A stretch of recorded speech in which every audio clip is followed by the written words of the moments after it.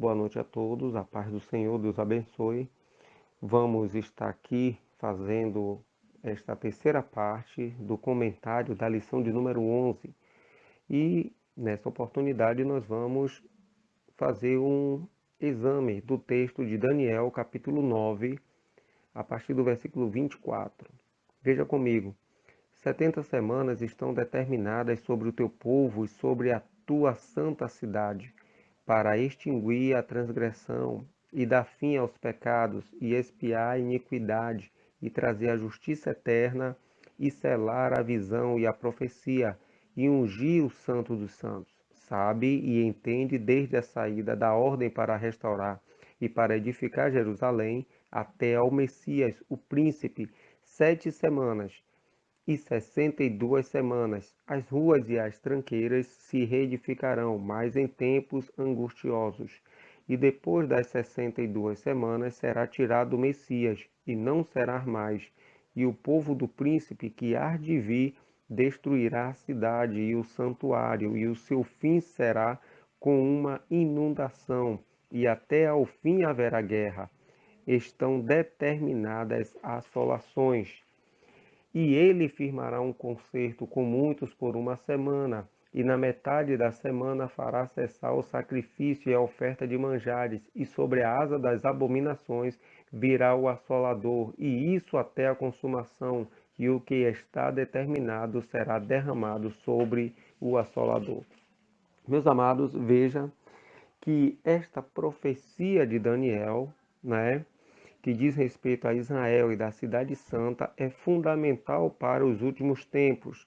A palavra traduzida aqui por semanas significa uma unidade numérica de 7 anos, portanto, 70 semanas equivalem a um período então de 490 anos. Veja que a palavra semanas no hebraico é Shabua, né? Então, pois bem, vejam que aqui, dentro desse versículo 24, vai ter a expiação da iniquidade efetuada pela morte expiatória de Jesus, o fim dos pecados, né? Israel, isto é, o remanescente, voltará para Deus e viverá em retidão com o Senhor, né? Conforme está descrito em Romanos capítulo 11, a partir do versículo 26, né? Pois lá nós vamos ter um conhecimento pleno, né? Na Epístola aos Romanos, sobre o plano divino para a salvação, né? Israel dentro desse plano divino, né? Temos aqui a extinção da transgressão, isto é, a transgressão nacional da incredulidade, ela cessará, né? Um governo de justiça eterna terá um início, e as profecias terão então o seu pleno cumprimento e também o seu término, né? Jesus Cristo ungido como o Rei dos Reis e Senhor dos Senhores.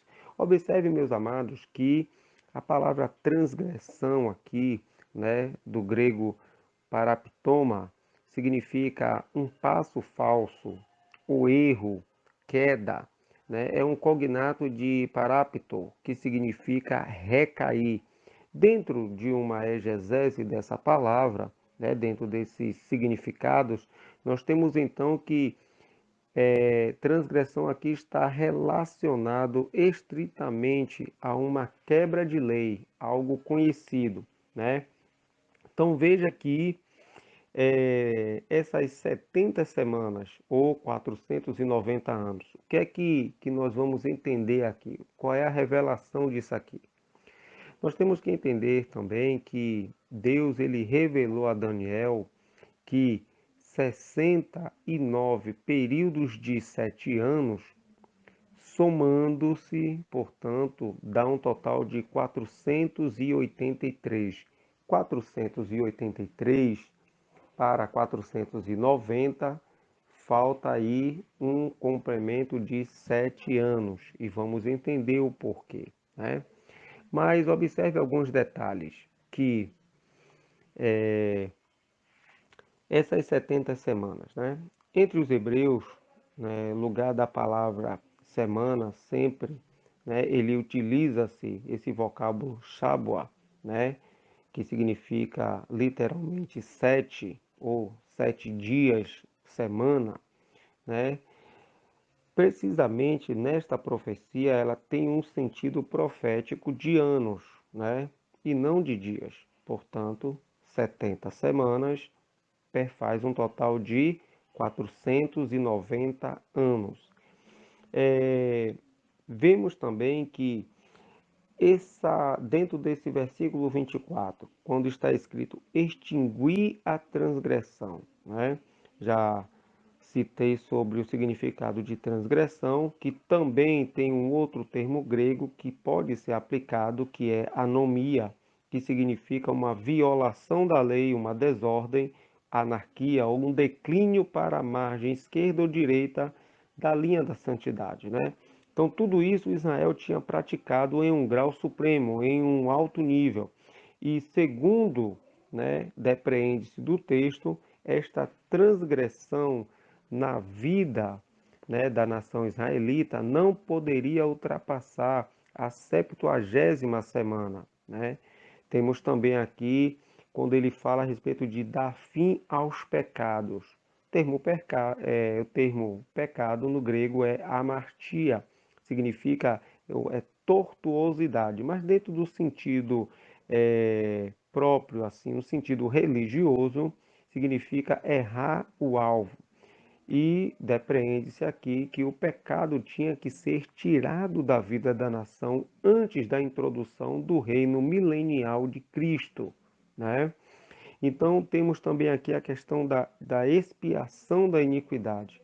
O termo iniquidade tem um sentido aqui, tanto no Antigo Testamento, né, como no Novo, como por exemplo o vocábulo hebraico racha, né, e do termo grego poneros, atesmos, significa então uma desobediência, uma insubordinação. E essa iniquidade na vida de Israel, ela teria que ser expiada, retirada. E de acordo com o texto, né, que nós estamos aqui focando, dentro dos limites das 70 semanas. Isso, porém, não aconteceu por desobediência de Israel, de não aceitar Jesus como seu Messias, né? E aí tem alguma questão aqui sobre selar a visão e a profecia. A profecia do texto, sem dúvida, é a das 70 semanas e ela precisava ser selada com o seu cumprimento. Isso, né, terá o seu cumprimento, a sua plenitude quando Deus então restaurar o reino de Israel, né? Então nós vemos que no versículo 25 já está escrito o seguinte: sabe e entende desde a saída da ordem para restaurar e para edificar Jerusalém até ao Messias. O Messias príncipe, 7 semanas e 62 semanas. As ruas e as tranqueiras se reedificarão, mas em tempos angustiosos. Então nós vemos aqui que a ordem para restaurar e para edificar Jerusalém até o Messias. Mas observe aqui o seguinte: o ponto de partida para a contagem dessas 70 semanas ou desses 490 anos parte da saída da ordem, né? A saída da ordem para restaurar, né? Restaurar a cidade. Veja que duas ordens houve no período do cativeiro. A primeira ordem, ela foi promulgada por Ciro, né, o rei dos persas, e a segunda por Artaxerxes Longimanos. Mas quando nós observamos o texto lá no livro de Esdras, nós vemos que a ordem, né, a primeira ordem dada por Ciro, não foi para restaurar e edificar Jerusalém, e sim para edificar o templo, né?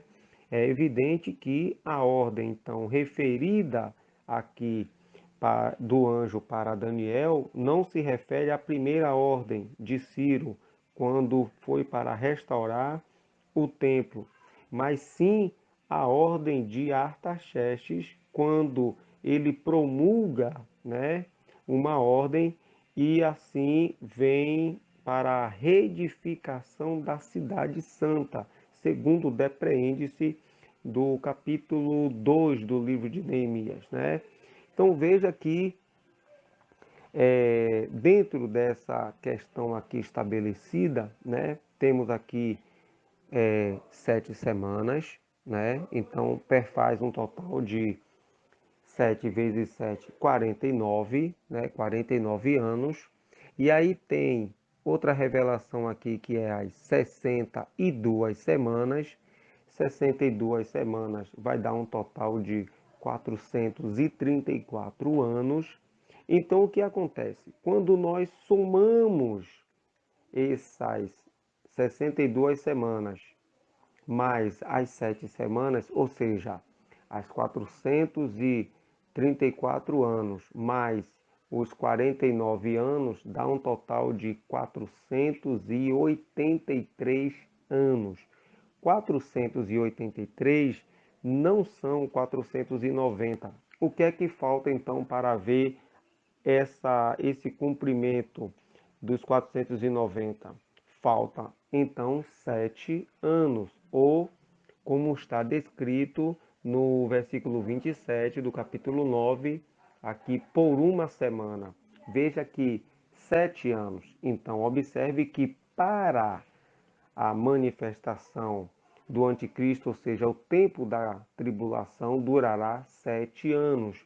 Veja que dentro desse versículo, né, está descrito: e ele firmará um concerto com muitos por uma semana, e na metade da semana fará cessar o sacrifício. Ou seja, o que é metade da semana? Significa dizer que o governo do anticristo, durante os 7 anos da tribulação, será dividido em duas partes.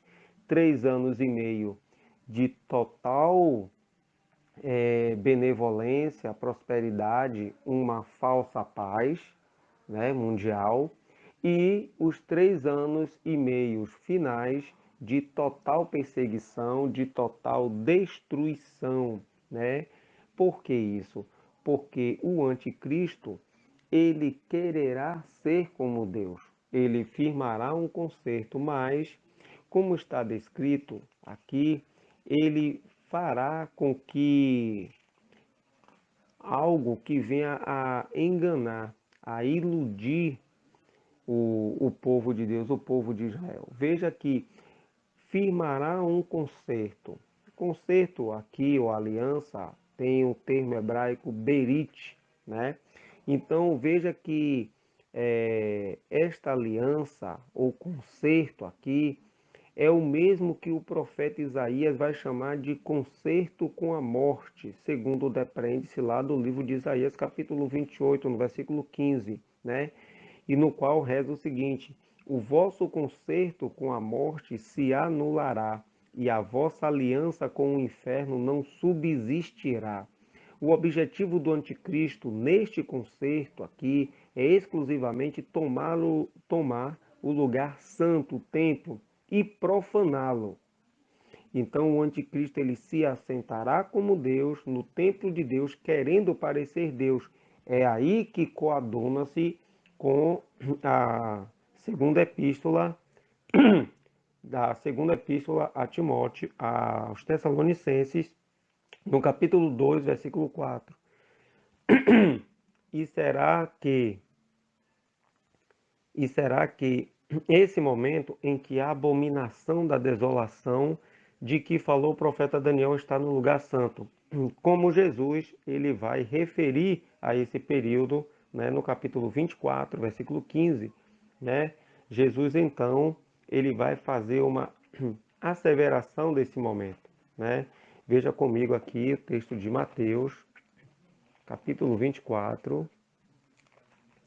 Mateus, capítulo 24, no versículo 15, diz assim: quando, pois, virdes que a abominação da desolação de que falou o profeta Daniel está no lugar santo, quem lê entenda. Então veja que no período da tribulação, né, irá ocorrer uma terrível perseguição. Serão tempos angustiosos, tempos difíceis, no qual o próprio Senhor disse que serão dias como nunca houve e também nunca haverá sobre a face da terra. Então veja que esse período é um período de desolação, um período de angústia, período em que haverá grande sofrimento sobre a face da terra. É por isso que essa questão aqui dessas 70 semanas, nós temos que entender o que isso tem a ver com a igreja. É que a contagem de tempo foi dada, né, essas 70 semanas ou esses 490 anos, quando a saída da ordem para reedificar Jerusalém. Isso deu no ano 445, né, que quando Artaxerxes Longimanus autorizou Neemias a sair, né, para reedificar a cidade. Então observe que dentro desse período aqui há essa, esse enigma, por assim dizer, 7 semanas, 49 anos. Depois 62 semanas, 434 anos. O somatório dá 483 anos. Restam então 7 anos. Então, para que o versículo 27 venha a se cumprir, que é quando o anticristo fizer um concerto, ele assumir o governo, é necessário então que haja alguém tenha saído da terra, ou seja, o povo de Deus, a igreja do Senhor. Pois, enquanto a igreja estiver aqui na terra, a contagem de tempo, esses 483 anos, está parado. Ou seja, parou-se aqui no tempo da graça. É o período da graça, que é o hiato entre os 483 anos e os 7 anos finais da que a Bíblia se refere aqui. Por quê? Porque quando a igreja foi então retirada, então voltar-se-á a contagem do tempo no qual o anjo revelou a Daniel. E aí é que irá se completar os 490 anos, né, para assim cumprir-se o versículo 24. Mas observe aqui um detalhe, o anticristo, né? Veja que no Evangelho de São João, no capítulo 5, nós temos aqui uma palavra que Jesus disse, capítulo 5 de São João, versículo 43. Eu vim em nome de meu Pai e não me aceitais. Outro vier em seu próprio nome, a esse aceitareis. Jesus aqui está fazendo uma revelação a respeito do anticristo. Por quê? Porque para alguém fazer um concerto, para alguém conhecer as leis de Israel, todo o seu ritual, todas as suas coisas sacrificiais, terá que ser uma pessoa que conheça profundamente. Logo, para conhecer profundamente, tem que ser um judeu. Mas nós temos que nos reportar para o Antigo Testamento para identificar uma coisa aqui, um detalhe importante. Veja comigo que lá no capítulo 49 do livro de Gênesis, Gênesis capítulo 49, quando Jacó ele vai impetrar as bênçãos sobre os seus filhos, no versículo 16 ele diz: Dan julgará o seu povo como uma das tribos de Israel. Dan será serpente junto ao caminho, uma víbora junto à vereda, que morde os calcanhares do cavalo e faz cair o seu cavaleiro por detrás. Veja que Dan, essa tribo de Dan, recebeu essa profecia. Mas quando nós observamos a origem de Dan, veja que Dan foi fruto, né, de um relacionamento de Jacó com a serva de Raquel chamada Bila, né, no qual nasceu Dan. Dan foi uma tribo que cresceu muito, ficou muito numerosa, né? E tinha uma posição destacada no acampamento de Israel, como podemos ver no capítulo 10, versículo 25 do livro de Números. Mas, observando aqui um detalhe, essa tribo de Dan, ela vai estar faltando lá no capítulo 7, versículo 8 do livro do Apocalipse, ela não vai estar descrita na relação das tribos de Israel, ali no capítulo 7 do livro de Apocalipse. A tribo de Dan, ela foi substituída, né, por outra tribo. E por que isso? Também a tribo de Efraim também foi substituída ali. E o que isso tem a ver? Nós temos que nos reportar, então, para o Antigo Testamento, para compreendermos algumas questões aqui relacionadas a essas duas tribos. O que, aonde nós iremos chegar? Temos que pegar um contexto de uma situação para assim compreender algumas coisas que a Bíblia nos revela, né, para termos um entendimento mais amplo. Pois bem, a tribo de Dan e a tribo de Efraim, né, descritas aqui no Antigo Testamento, né, elas foram entregues à idolatria, né?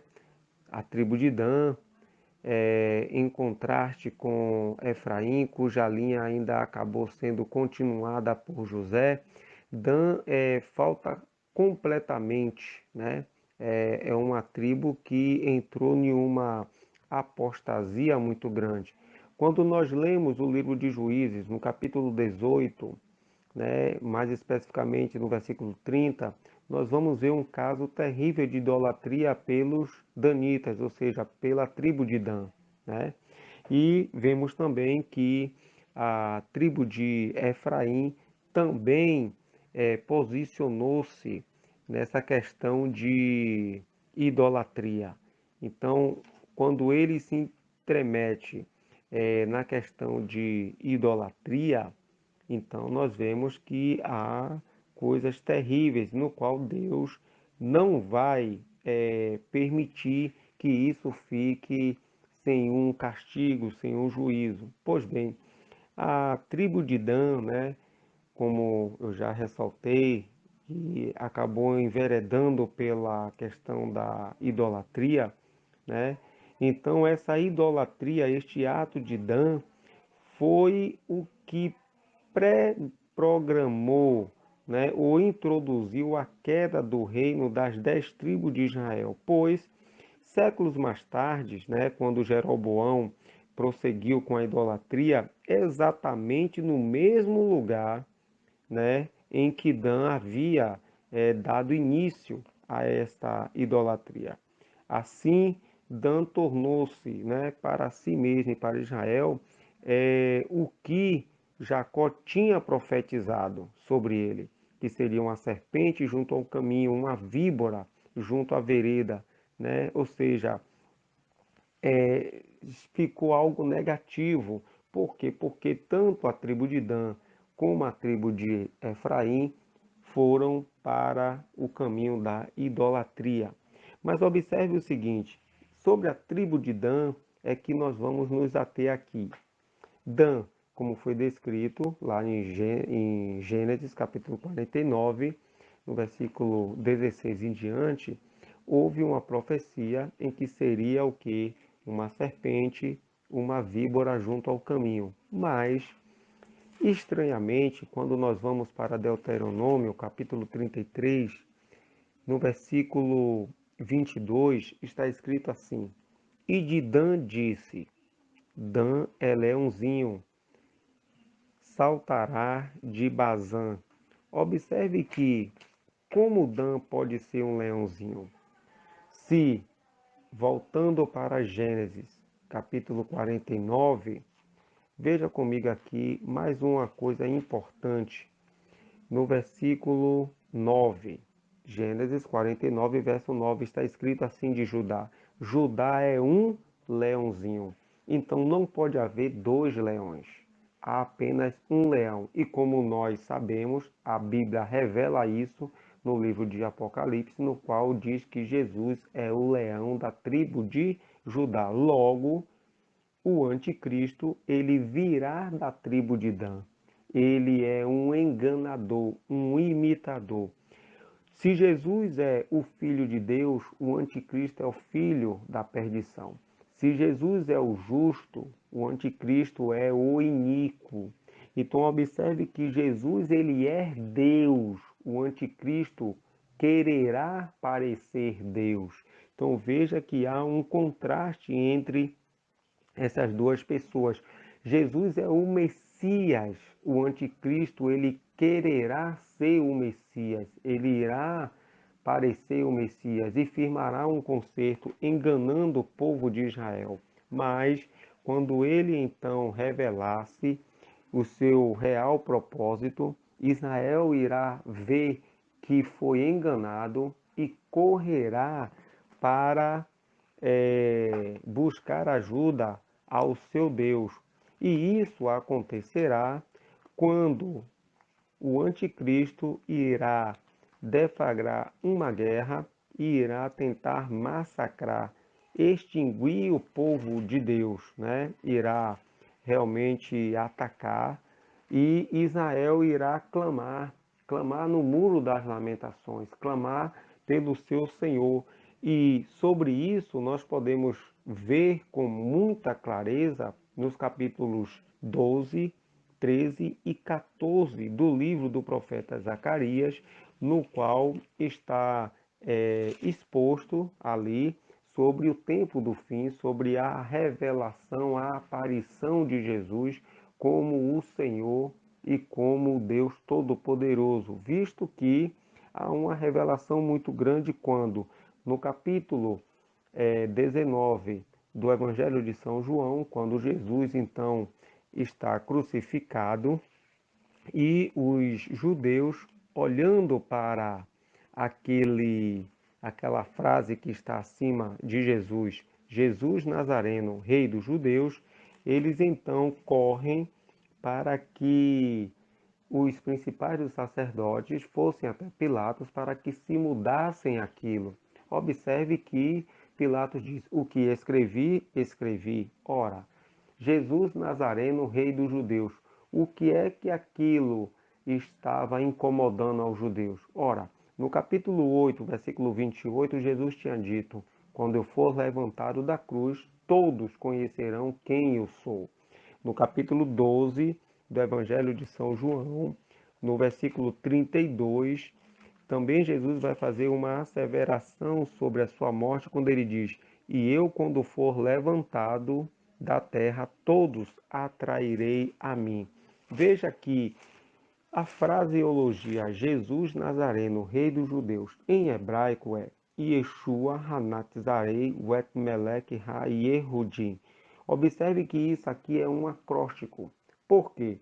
Porque Yeshua começa com Y, Hanatzarei começa com H, Wet Melech começa com W, Ha-Yehudim começa com H. As iniciais dessa fraseologia em hebraico formam o tetragrama YHWH. Logo, quando os judeus viram aquela fraseologia em hebraico, eles identificaram ali o acróstico, então estava formado o tetragrama. Por isso que eles queriam que não tivesse nada escrito, mas que se mudasse a forma, porque aquilo estava incomodando a eles. Logo, eles não criam que Jesus era o Messias, que Jesus era aquele prometido revelado no Antigo Testamento, nas Escrituras. Por isso que Jesus disse: quando eu for levantado da cruz, todos conhecerão quem eu sou. Mas observe que quando Jesus morre, há então uma situação em que os soldados vêm e furam o lado de Jesus, transpassando, saindo água e até mesmo saindo sangue e depois sai água. E ele foi transpassado e João até diz, né, eu vi, né, e o testemunho é verdadeiro. Só que quando nós vamos para o capítulo 12, no versículo 10 do livro de Zacarias, está escrito: e sobre a casa de Davi e sobre os habitantes de Jerusalém derramarei o espírito de graça e de súplicas, e olharão para mim a quem transpassaram, e o prantearão como quem pranteia por um unigênito, e chorarão amargamente por ele, como se chora amargamente pelo primogênito. Observe que aqui está descrito que Deus falando que o povo iria olhar para ele e iria chorar, prantear, porque eles transpassaram a Deus. Ora, Deus é espírito, e espírito não tem sangue, espírito não tem carne. Como foi transpassado? Foi transpassado na cruz do Calvário, quando Deus se fez homem e morreu em prol dos pecados da humanidade. É por isso que o apóstolo Paulo, no capítulo 20 do livro de Atos, ele vai dizer que Deus comprou a sua igreja com o seu próprio sangue. Quando foi isso? Quando Jesus morreu na cruz do Calvário. Então, para finalizarmos, vejam que no tempo do fim, quando o anticristo ele ir para cima de Israel para destruir o povo de Deus, Jesus aparecerá no reino dos céus e livrará o seu povo, né? Essa questão é no período da grande tribulação, no final da grande tribulação, propriamente dito, quando será a guerra do Armagedon. Esse é um assunto que é escatológico, iremos falar em uma outra oportunidade. Então vejamos que essa questão do anticristo, né, a sua identidade, nós não sabemos a pessoa, mas nós sabemos de onde o anticristo virá, né? Ele virá de uma dessas tribos, e a tribo de Dan, né? No qual o anticristo sairá, surgirá de lá. É por isso que ele conhecerá todas as leis do Antigo Testamento, ele irá enganar a muitos, né? O próprio Irineu, ele propunha que o anticristo viria dessa tribo, né? Muitos judeus também cogitavam isso, né? Em uma obra judaica, né? Pseudopígrafe, né? No qual, há muito tempo atrás, já havia essa ideia de que o anticristo viria da tribo de Dan, né? Então, nós temos agora a revelação de que dessa tribo, né, virá o anticristo. É por isso que há aquela profecia lá no livro de Gênesis, no capítulo 49, que, diferentemente da, da profecia do livro de Deuteronômio, nós então temos um entendimento qual é o sentido, porque não pode haver dois leões, há apenas um leão da tribo de Judá, que é Jesus. Semelhantemente, o próprio Senhor, no livro de Isaías, diz assim: fora de mim não há Salvador, não há outro Deus semelhante a mim. Logo, não há um outro Salvador, há apenas um, Jesus Cristo. Há apenas um Senhor, Jesus Cristo. Há apenas um só Deus, Jesus Cristo. Como depreende-se do texto da primeira epístola que escreveu São João, no capítulo 5, no versículo 20. Eu quero que encerrar com essa leitura. Primeira epístola que escreveu São João, capítulo 5, no versículo 20. E sabemos que já o Filho de Deus é vindo e nos deu entendimento para conhecermos o que é verdadeiro, e no que é verdadeiro estamos, isto é, em seu Filho Jesus Cristo. Este é o verdadeiro Deus e a vida eterna. Que Deus assim vos abençoe em nome de Jesus.